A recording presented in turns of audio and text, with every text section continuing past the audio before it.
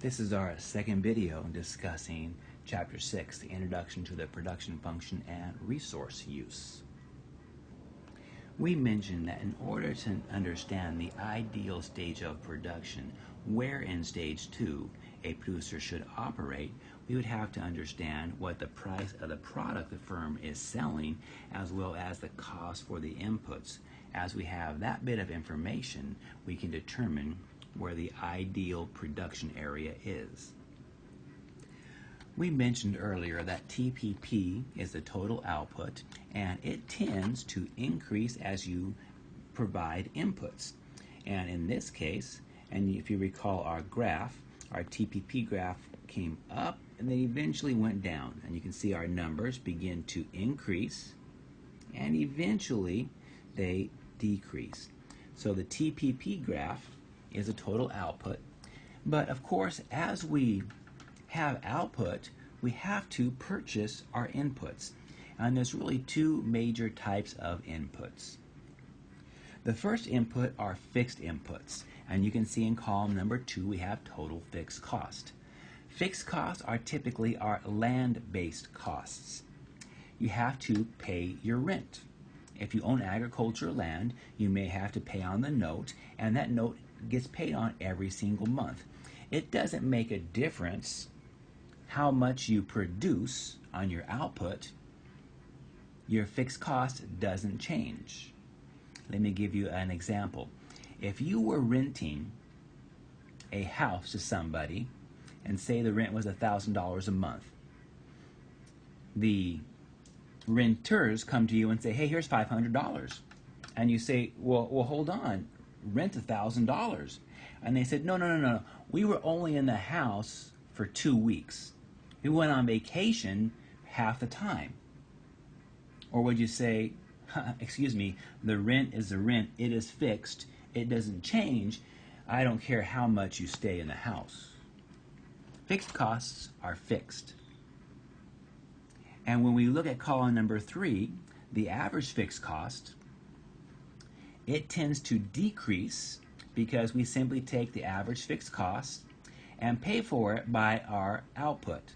So in this case, if you look at letter B, it's 33.33, and that was simply because we took 100, and that 100 was divided by 3, our TPP, to get 33.3. If you look a little bit lower, say at number F, our 100 was divided by 9.6, and that gave us 10.42. So the more output we have, on average, our fixed costs decrease. So fixed cost is the first major cost. The second one is called variable cost, and variable costs, of course, change over time. They're based on your decisions as the producer. You get to choose how many hours you're allowing your employees to work. You get to choose how much fertilizer you put down. You get to choose how long you're going to run your equipment. And of course, it varies. The more you add an input, the variable cost begins to increase.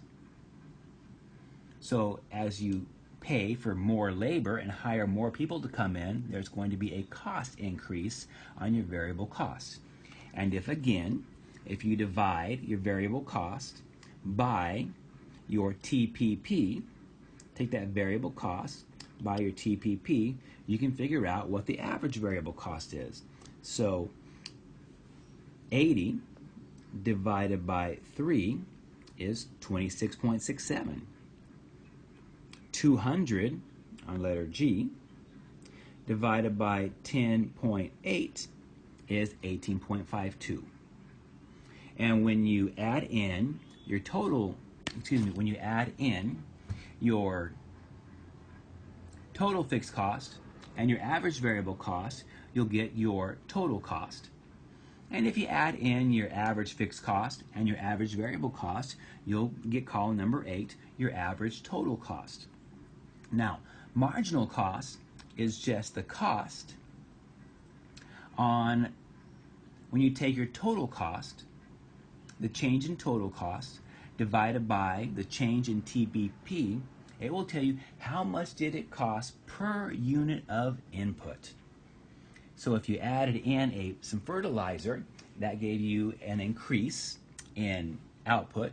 But what was the cost of that unit on the margin? That one additional cost communicates your marginal cost.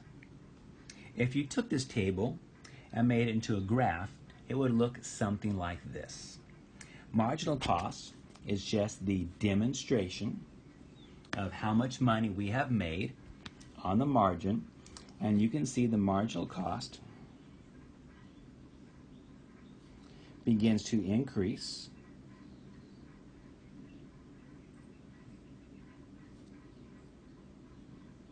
and continues up to point H.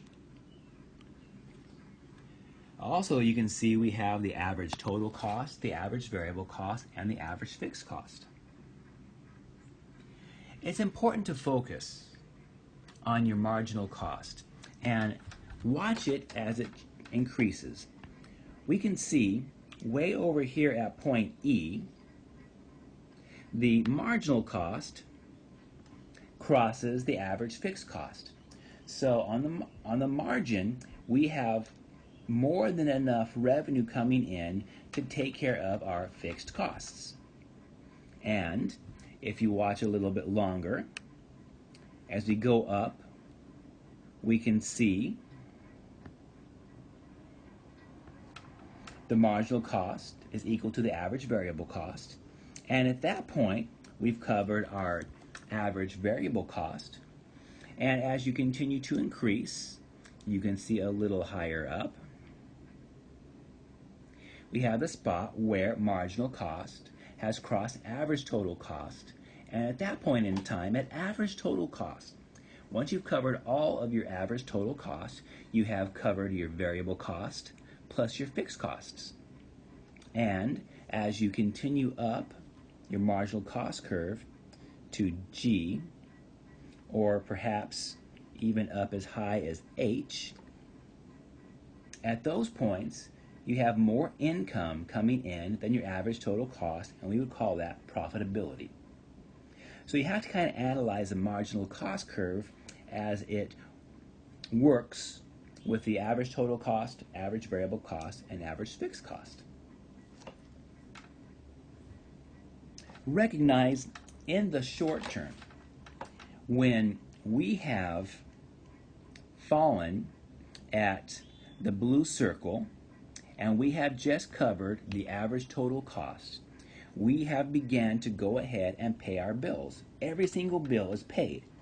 If something happens and say price drops and we end up moving a little lower, say we're now at point F.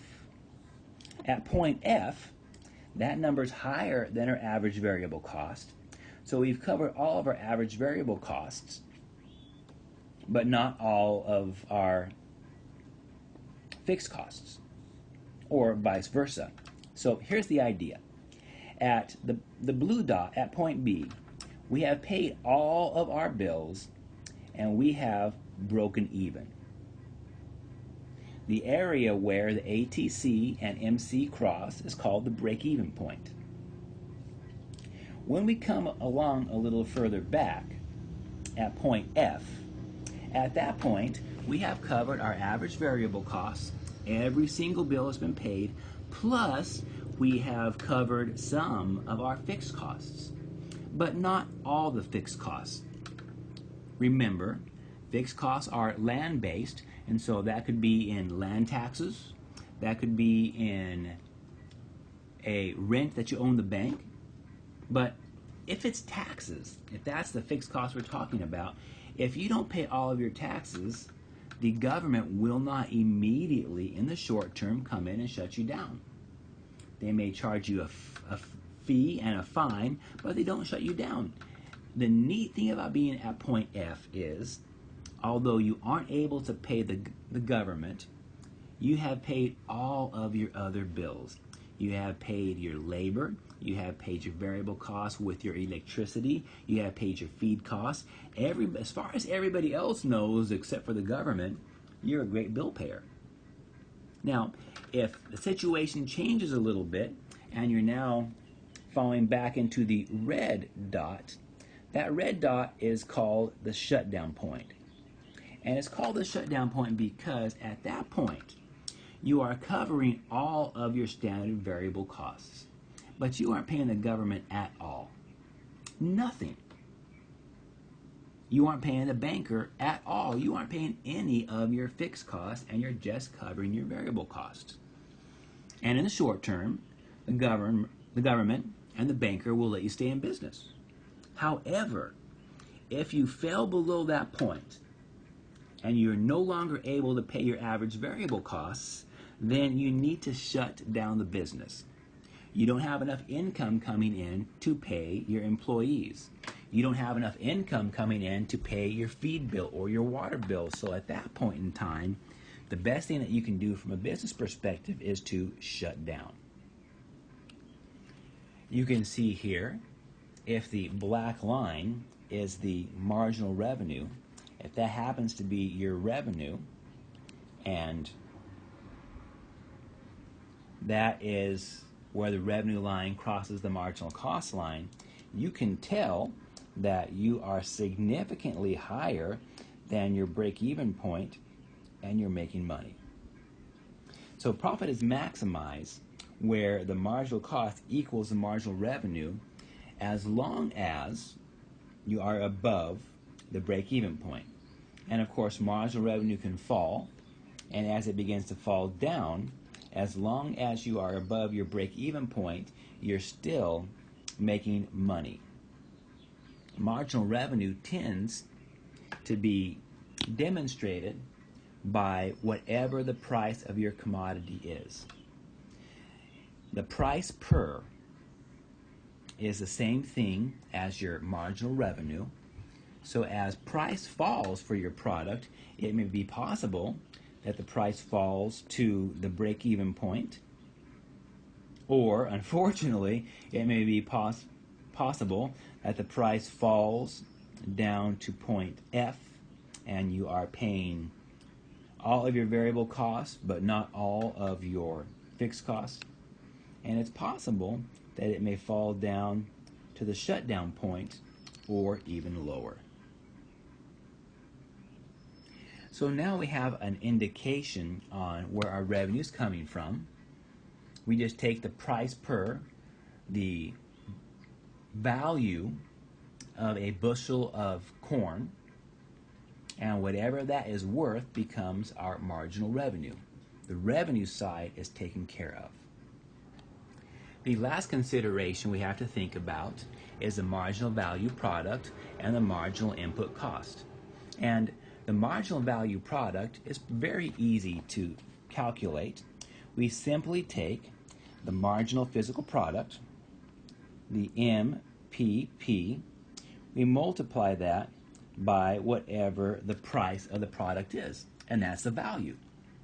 The marginal physical product times the price gives you your marginal value product, the value of your MPP. The marginal input cost is very easy to figure out. It is whatever the cost is of a single unit, one additional cost of your inputs. So what's the cost for an acre foot of water? What's the cost for a unit of fertilizer? What is the hourly wage rate for your employees? As we examine the MVP curve, we can see that in shape, it's very, very similar to the MPP curve. The only significant difference between the two is originally we were talking about product, and now we're talking about dollars. So this is again the value of your marginal product. And as it goes up, we can see we've been doing really, really well. And the value of your MPP, because MPP began to decrease, we can see it going down. And here's the idea. As we take a look at the MVP, if you know your wage rate, in this case, the book says $5. I'm glad I don't work for $5. But if you are creating a product and your value is $40, will you spend 5 to get 40? I certainly would. When we look a little lower, we can see at point E, would you spend 15 to make, or would you spend 5 to make 15? I certainly would. Would you spend 5 to make 11? Would you spend 5 to make 7? Would you spend 5 to make 5? Well, that answer is yes and no. It doesn't hurt you to spend 5 to make 5. It may not help you, but here's what we know. We certainly would not spend 5 to make 4, or spend 5 to make 2. When the MVP is equal to the MIC, when the marginal value product is equal to the marginal input cost, we have found the ideal place of production. While it doesn't sound like it may be the very best idea to spend $5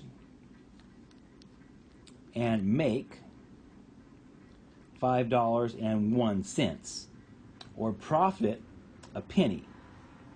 It's only a penny. Well, Walmart only makes a penny on a single product they sell in many cases, and Walmart is a multi-billion-dollar company.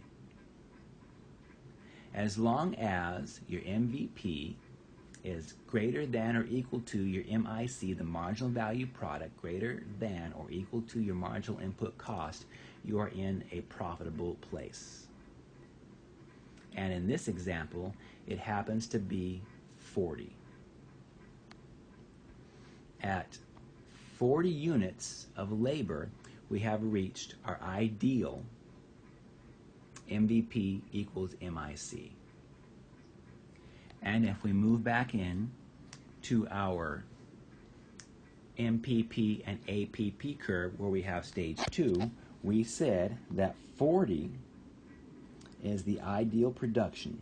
So hire your group, allow them to work 40 hours, and at this point in stage 2, you're at the spot that you have maximized your revenue.